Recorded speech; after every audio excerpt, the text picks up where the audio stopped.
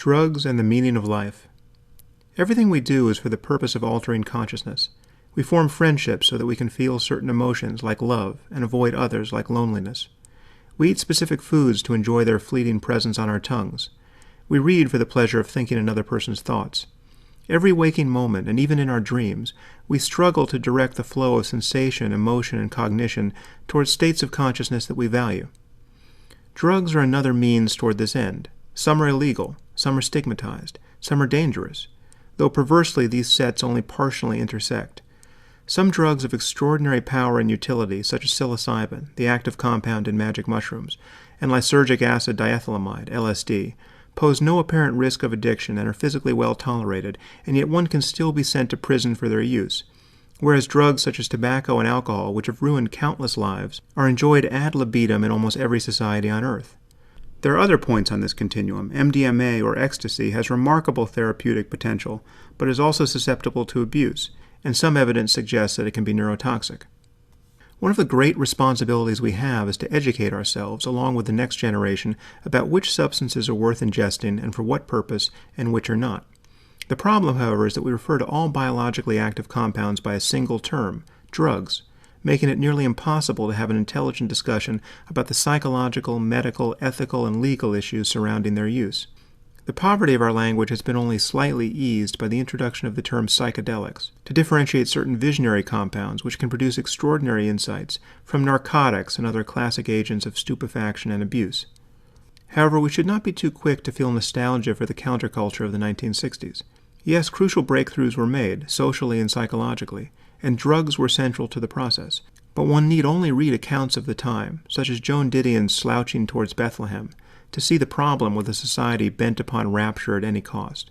For every insight of lasting value produced by drugs, there was an army of zombies with flowers in their hair shuffling toward failure and regret. Turning on, tuning in, and dropping out is wise, or even benign, only if you can then drop into a mode of life that makes ethical and material sense, and doesn't leave your children wandering in traffic. Drug abuse and addiction are real problems, of course, the remedy for which is education and medical treatment, not incarceration. In fact, the most abused drugs in the United States now appear to be oxycodone and other prescription painkillers.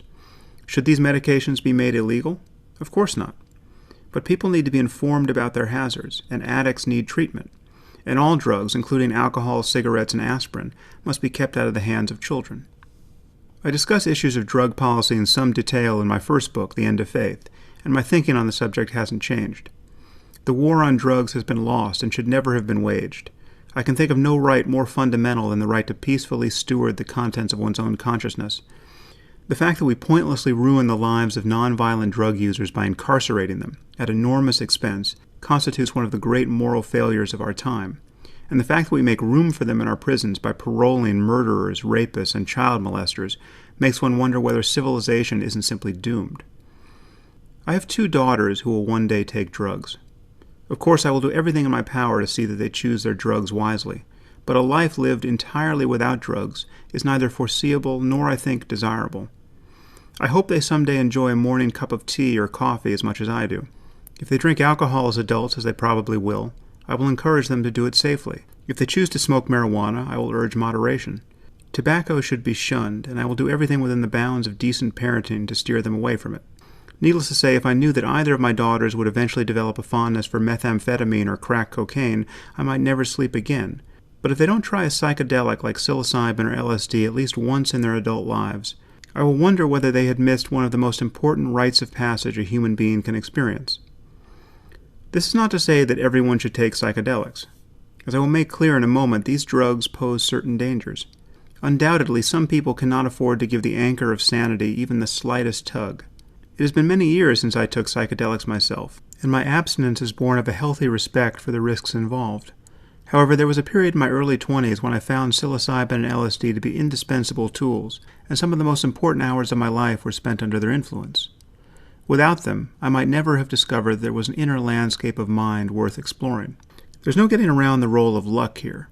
If you are lucky and you take the right drug, you will know what it is to be enlightened, or to be close enough to persuade you that enlightenment is possible. If you're unlucky, you will know what it is to be clinically insane. While I don't recommend the latter experience, it does increase one's respect for the tenuous condition of sanity, as well as one's compassion for people who suffer from mental illness. Human beings have ingested plant-based psychedelics for millennia, but scientific research on these compounds did not begin until the 1950s. By 1965, 1,000 studies had been published, primarily on psilocybin and LSD, many of which attested to the usefulness of psychedelics in the treatment of clinical depression, obsessive-compulsive disorder, alcohol addiction, and the pain and anxiety associated with terminal cancer. Within a few years, however, this entire field of research was abolished in an effort to stem the spread of these drugs among the public. After a hiatus that lasted an entire generation, scientific research on the pharmacology and therapeutic value of psychedelics has quietly resumed. Psychedelics such as psilocybin, LSD, DMT, and mescaline all powerfully alter cognition, perception, and mood. Most seem to exert their influence through the serotonin system in the brain, primarily by binding to 5-HT2A receptors, though several have an affinity for other receptors as well, leading to an increased activity in the prefrontal cortex.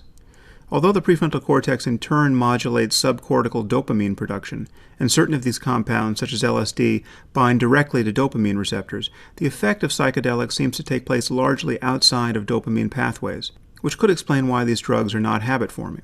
The efficacy of psychedelics might seem to establish the material basis of mental and spiritual life beyond any doubt, for the introduction of these substances into the brain is the obvious cause of any numinous apocalypse that follows. It is possible, however, if not actually plausible, to seize this evidence from the other end and argue, as Aldous Huxley did in his classic The Doors of Perception, that the primary function of the brain may be eliminative. Its purpose may be to prevent a transpersonal dimension of mind from flooding consciousness, thereby allowing apes like ourselves to make their way in the world without being dazzled at every step by visionary phenomenon that are irrelevant to their physical survival. Huxley thought of the brain as a kind of reducing valve for mind at large. In fact, the idea that the brain is a filter rather than the origin of mind goes back at least as far as Henri Bergson and William James. In Huxley's view, this would explain the efficacy of psychedelics. They may simply be a material means of opening the tap. Huxley was operating under the assumption that psychedelics decrease brain activity. Some recent data have lent support to this view. For instance, a neuroimaging study of psilocybin suggests that the drug primarily reduces activity in the anterior cingulate cortex, a region involved in a wide variety of tasks related to self-monitoring. However, other studies have found that psychedelics increase activity throughout the brain. Whatever the case, the action of these drugs does not rule out dualism, or the existence of realms of mind beyond the brain, but then nothing does. That is one of the problems with views of this kind. They appear to be unfalsifiable. We have reason to be skeptical of the brain as barrier thesis. If the brain were merely a filter on the mind, damaging it should increase cognition. In fact, strategically damaging the brain should be the most reliable method of spiritual practice available to anyone. In almost every case, loss of brain should yield more mind, but that is not how the mind works. Some people try to get around this by suggesting that the brain may function more like a radio, a receiver of conscious states, rather than a barrier to them. At first glance, this would appear to account for the deleterious effects of neurological injury and disease. For if one smashes a radio with a hammer, it will no longer function properly. There's a problem with this metaphor, however. Those who employ it invariably forget that we are the music, not the radio. If the brain were nothing more than a receiver of conscious states, it should be impossible to diminish a person's experience of the cosmos by damaging her brain. She might seem unconscious from the outside, like a broken radio, but subjectively speaking, the music would play on. Specific reductions in brain activity might benefit people in certain ways, unmasking memories or abilities that are being actively inhibited by the regions in question. But there's no reason to think that the destruction of the central nervous system would leave the mind unaffected, much less improved. Medications that reduce anxiety generally work by increasing the effect of the inhibitory neurotransmitter GABA, thereby diminishing neuronal activity in various parts of the brain. But the fact that dampening arousal in this way can make people feel better does not suggest that they would feel better still if they were drugged into a coma. Similarly, it would be unsurprising if psilocybin reduced brain activity in areas responsible for self-monitoring, because that might in part account for the experiences that are often associated with this drug. This does not give us any reason to believe that turning off the brain entirely would yield an increased awareness of spiritual realities.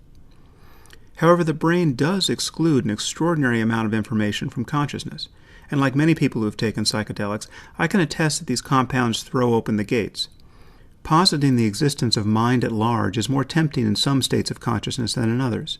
But these drugs can also produce mental states that are best viewed as forms of psychosis.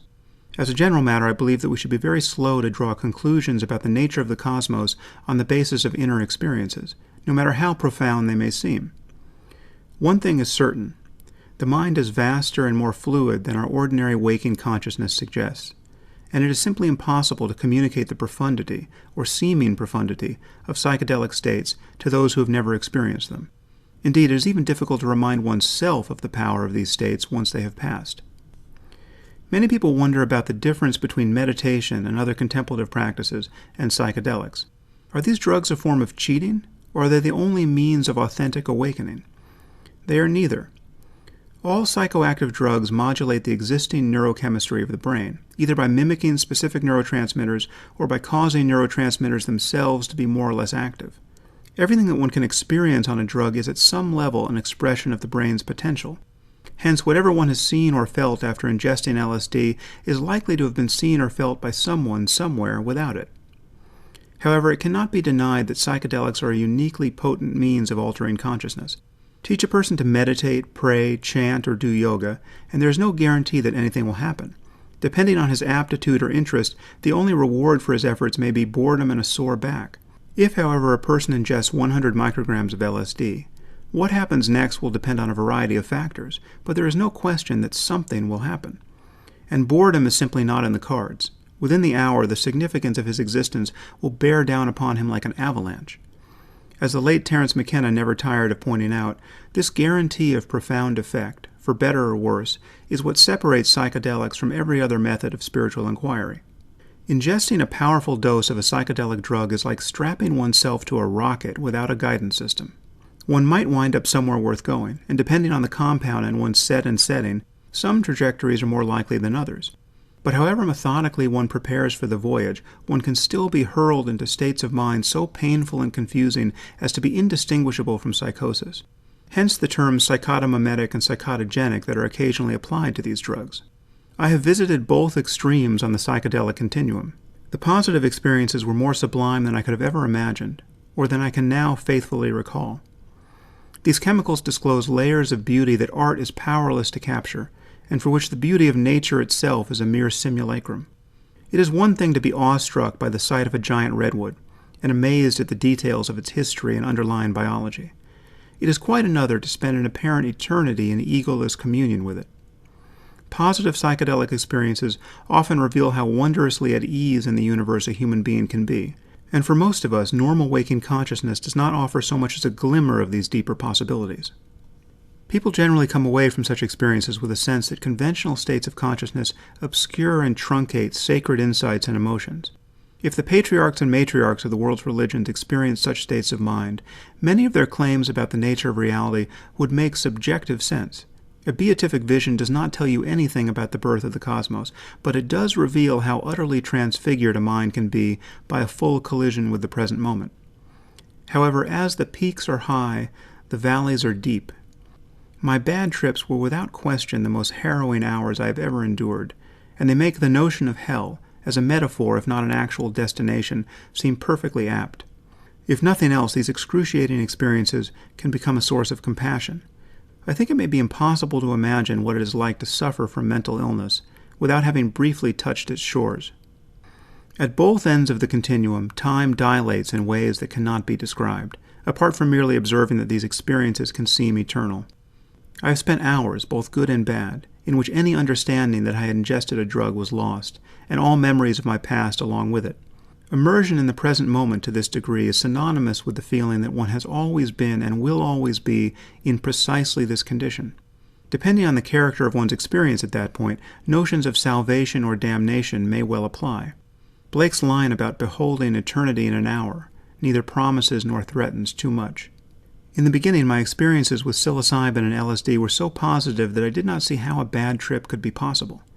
Notions of set and setting, admittedly vague, seemed sufficient to account for my good luck. My mental state was exactly as it needed to be. I was a spiritually serious investigator of my own mind, and my setting was generally one of natural beauty or secure solitude. I cannot account for why my adventures with psychedelics were uniformly pleasant until they weren't, but once the doors to hell opened, they appeared to be left permanently ajar.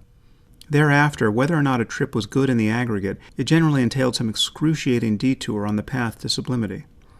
Have you ever traveled beyond all mere metaphors to the mountain of shame and stayed for 1,000 years? I do not recommend it. On my first trip to Nepal, I took a rowboat out on Pua Lake in Pokhara, which offers a stunning view of the Annapurna Range. It was early morning and I was alone. As the sun rose over the water, I ingested 400 micrograms of LSD. I was 20 years old and had taken the drug at least 10 times previously. What could go wrong? Everything, as it turns out. Well, not everything. I didn't drown. I have a vague memory of drifting ashore and being surrounded by a group of Nepali soldiers. After watching me for a while as I ogled them over the gunwale like a lunatic, they seemed on the verge of deciding what to do with me. Some polite words of Esperanto and a few mad oar strokes, and I was offshore and into oblivion. I suppose that could have ended differently. But soon there was no lake or mountains or boat, and if I had fallen into the water, I'm pretty sure there would have been no one to swim. For the next several hours, my mind became a perfect instrument of self-torture. All that remained was a continuous shattering and terror for which I have no words. An encounter like that takes something out of you. Even if LSD and similar drugs are biologically safe, they have the potential to produce extremely unpleasant and destabilizing experiences. I believe I was positively affected by my good trips and negatively affected by the bad ones for weeks and months. Meditation can open the mind to a similar range of conscious states, but far less haphazardly. If LSD is like being strapped to a rocket, learning to meditate is like gently raising a sail. Yes, it is possible, even with guidance, to wind up someplace terrifying, and some people probably shouldn't spend long periods in intensive practice. But the general effect of meditation training is of settling ever more fully into one's own skin and suffering less there. As I discussed in The End of Faith, I view most psychedelic experiences as potentially misleading. Psychedelics do not guarantee wisdom or a clear recognition of the selfless nature of consciousness. They merely guarantee that the contents of consciousness will change. Such visionary experiences appear to me to be ethically neutral. Therefore, it seems that psychedelic ecstasies must be steered toward our personal and collective well-being by some other principle. As Daniel Pinchbeck pointed out in his highly entertaining book, Breaking Open the Head, the fact that both the Mayans and the Aztecs used psychedelics while being enthusiastic practitioners of human sacrifice makes any idealistic connection between plant-based shamanism and an enlightened society seem terribly naive. As I discuss elsewhere in my work, the form of transcendence that appears to link directly to ethical behavior and human well-being is that which occurs in the midst of ordinary waking life. It is by ceasing to cling to the contents of consciousness, to our thoughts, moods, and desires, that we make progress. This project does not in principle require that we experience more content. The freedom from self that is both the goal and foundation of spiritual life is coincident with normal perception and cognition, though admittedly this can be difficult to realize. The power of psychedelics, however, is that they often reveal, in the span of a few hours, depths of awe and understanding that can otherwise elude us for a lifetime. William James said it about as well as anyone. One conclusion was forced upon my mind at that time, and my impression of its truth has ever since remained unshaken. It is that our normal waking consciousness, rational consciousness as we call it, is but one special type of consciousness. Whilst all about it, parted from it by the filmiest of screens, there lie potential forms of consciousness entirely different. We may go through life without suspecting their existence, but apply the requisite stimulus, and at a touch they are there in all their completeness. Definite types of mentality, which probably somewhere have their field of application and adaptation. No account of the universe in its totality can be final, which leaves these other forms of consciousness quite disregarded. How to regard them is the question, for they are so discontinuous with ordinary consciousness. Yet they may determine attitudes though they cannot furnish formulas, and open a region though they fail to give a map. At any rate, they forbid a premature closing of our accounts with reality. I believe that psychedelics may be indispensable for some people, especially those who, like me, initially need convincing that profound changes in consciousness are possible. After that, it seems wise to find ways of practicing that do not present the same risks. Happily, such methods are widely available.